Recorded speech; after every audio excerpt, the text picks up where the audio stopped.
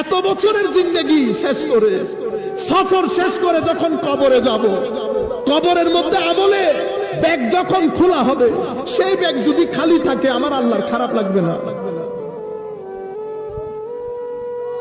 আপনারা বুঝতে পারছেন?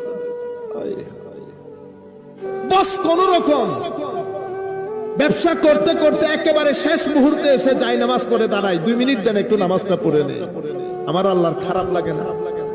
এত ইজ্জত, এত দোকান, এত পয়সা দিলেন, আপনি ওই শেষ 2 মিনিট আমার আল্লাহর জন্য বেছে নিলেন।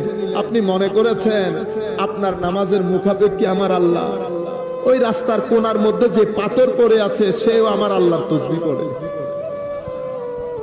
সেও আমার আল্লাহ। আপনারা যে খড়ের উপর বসে আছেন সেই খড় আল্লাহর জিকির করে, বাঁশ জিকির করে, প্রত্যেক অণু পরমাণু ধূলিকণা আল্লাহর তাসবিহ পড়ে। ফেরেশতারা